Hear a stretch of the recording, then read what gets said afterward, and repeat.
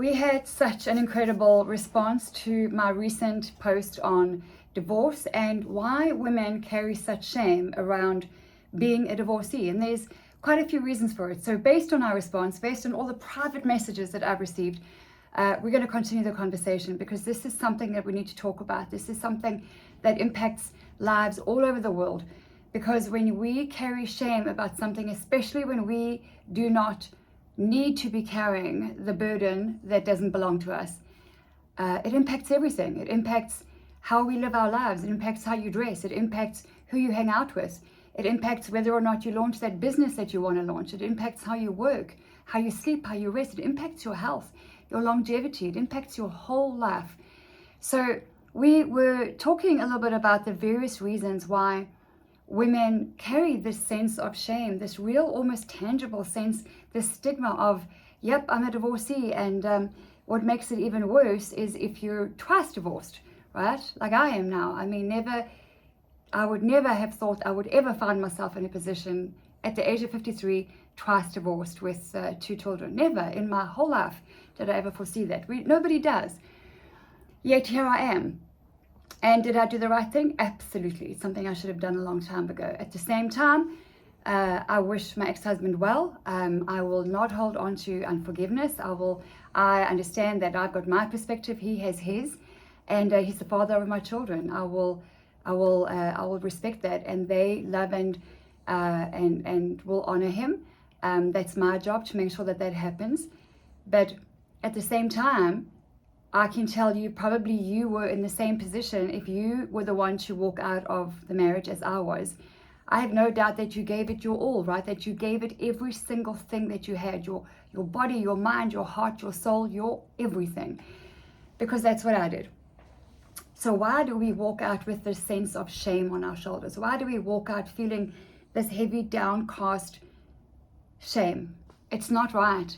And so I've looked into that a little bit lately, and there's some obvious reasons, right? Some obvious reasons around, well, why do we carry that shame? Where does it come from? And obviously one of the things, there's some clear, evident things here, is we made an oath at the altar in front of God, right? We took an oath, we took vows of what we were going to do, how we were going to do it, why we were going to do it. And so there is a sense of, you can tell me what you think, breaking those vows, walking away from those vows, not being able to fulfill those vows, although we gave it our everything. For some of us, giving it our everything almost killed us. I mean, I had a severe stress-induced seizure in 2024 based on just the culmination and the building up of that pressure cooker that eventually exploded, and thank God I survived it. That was my wake-up call. That was the turnaround point for me. So I shouldn't feel a sense of shame, because there was nothing more I had left to give. I literally landed up in hospital. There was nothing more that I had to give. So from a religious point of view, you know, faith and religion are very different things. So from a religious point of view, I think that there was a lot of pressure put on women to, like, this is what Christian women do, and God doesn't condone divorce, and, you know, this is what you need to just work through and pray through it and do more coaching, more counseling, more, all of the stuff that we did for years and years and years. And if we don't achieve that, if we don't fulfill that, if we don't overcome that and be this good Christian wife, then I think that we carry this unnecessary religious burden on our shoulders that, you know, you didn't quite cut it. And there's other Christian women out there who did. So, you know, and then comparison sets in, and then self-criticism sets in, and all that nonsense that actually takes up our valuable mental space and our energy and our time. So there's definitely a religious burden put upon women whose motivation, whose heart is to be a good wife. That's what we all want. There's no one that goes into a marriage thinking, oh, I'm going to give it a shot and see how it goes. I'll just, you know, I'll see. Nobody does that. So my faith is at the root and at the heart of what I do. Religion is a man-made thing that comes with a set of boxes that we have to tick. And if we don't tick it, well, then, you know, then there's something wrong with you. I do think that there needs to be more open and vulnerable and courageous conversations within a Christian or a faith environment about the struggles that marriage produces, that couples have. Not just this, you know, closed with elders or closed with coaches kind of counseling that takes place on the side. So there's the religious reason there. and each to his own in terms of what that looks like. I think that we also, some people get raised, there's a personal culture that is raised in the home about what marriage looks like, obviously, and what it shouldn't look like. And we all have different experiences there. I mean, I had terrible examples. You may have had good or bad examples, but that contributes to what we feel is normal, and versus what is abnormal. And so that doesn't help our benchmark in terms of what does a healthy marriage look like. Most of us don't get that training. We get how not to do it maybe, but there's no training at home in what does that look like. And of course we then grow up and we kind of reproduce some of those mistakes. That's not helpful. But then there's the social reason, right? So there is this regrettable response from friends to have to choose between the husband or the wife when there's a divorce. It's just ridiculous. I mean, if you're in that position and you're feeling the pressure to choose, don't do that. It just puts pressure on an already devastating situation. Divorce is devastating. Doesn't matter what the reasons are. It is devastating. It's a severing of everything, of love, of dreams, of finances, of mind, of body, of family. Everything is just ripped apart. And you have to manage, and the next day you've got to carry on. You've got to just get up, dress up, and live your life. And you've got to go to work. You've got to earn an income. You've got to raise the kids. You've got to take care of yourself as you take care of everyone else. So there's the pressure from some people feel ostracized from what was formerly a very tight-knit unit in terms of a social environment, and others feel awkward, like, who do we invite? And I've been on the receiving end of that. It's crazy. If you are doing life with a couple that's going through a divorce, all you've got to do is just offer them both support. Guys, we love you. We're very sad to see this happening. We understand maybe why, or maybe we don't, but we offer you both our love and support. So there's that. Then there's the financial reason. So a lot of women, a lot of people and men, circumstances will change financially. What was once a former lifestyle is now not possible for a while. Divorce is expensive, no matter which way you cut it. So then some women feel a sense of loss around, well, I don't have that lifestyle anymore. I don't feel a sense of loss at all. I have a smaller lifestyle than I used to, and I'm very happy with it. It's a simple, beautiful, amazing lifestyle that I have. And but some women I know struggle with what I once had, what I worked towards, what I helped build, and now it's all gone. And that adds to I contributed to that loss kind of feeling. And so I've had some women say to me, Linda, I just feel, I feel ashamed that all of that has been taken from me, and that I've lost it, and now I can't afford to go to dinner with my friends, or I can't afford to do the things we used to do. And that weighs on them, and I understand that. I mean, that's a perfectly natural thing to feel. So, and then add to that, okay, so then typically often what happens is when we're going through stress, there's stress eating and drinking, and then our weight goes up, our confidence goes down, our self-esteem is shattered because, maybe we walk away not feeling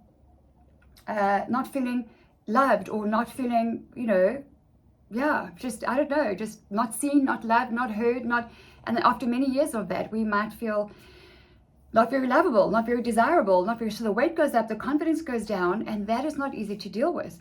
That is something that we have to navigate over and above everything else that's happening. So there's this personal, who's the woman in the mirror anymore kind of conversation going on in our heads.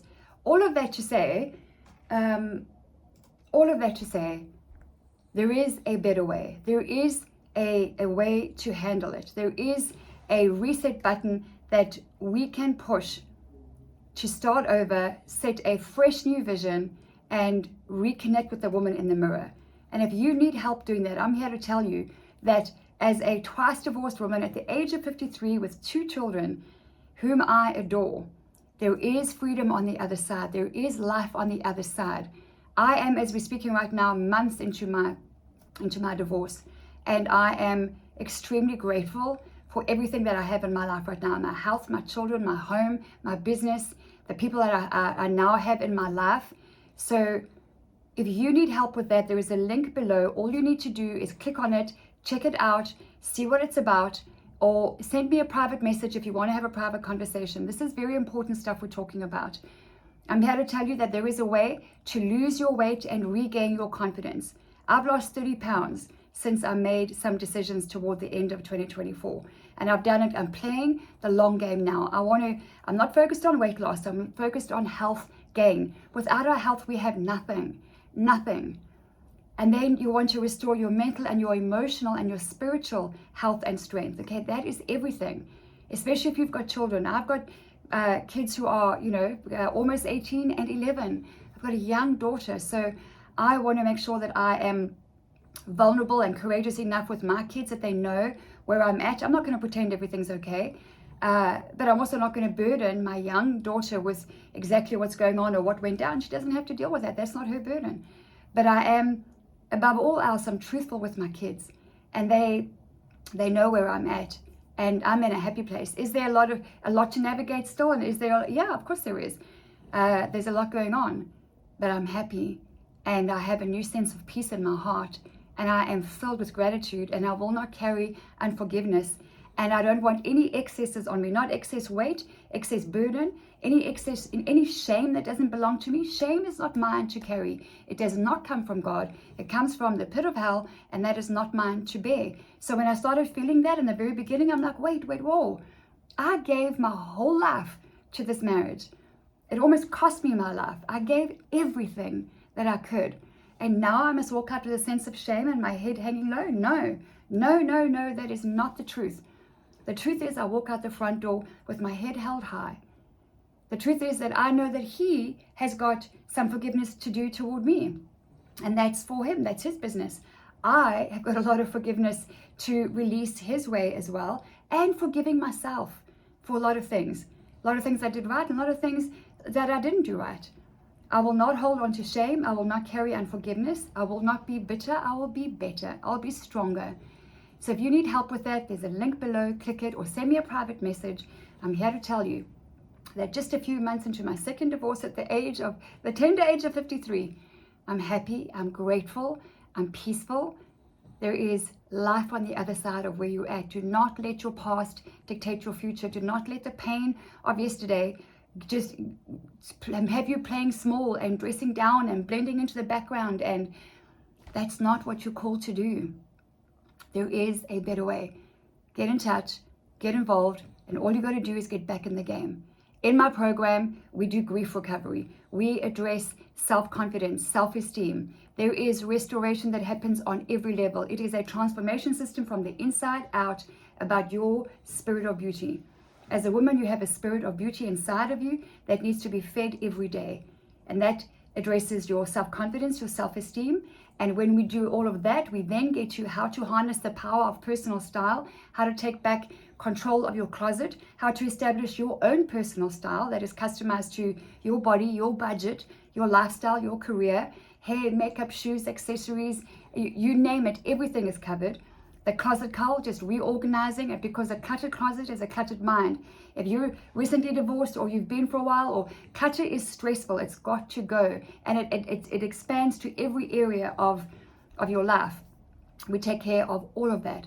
And there is a beautiful chapter in my program that is called Faith in Fashion. Does God care about what we wear? Is the wrong question. The Bible is loaded with clothing analogies about color, about texture, about style. He made the water and the soil of the cotton that you are wearing right now as you're listening to this. Or maybe you're wearing silk. He made that too. There is good news about your spirit of beauty and your future. Get in touch.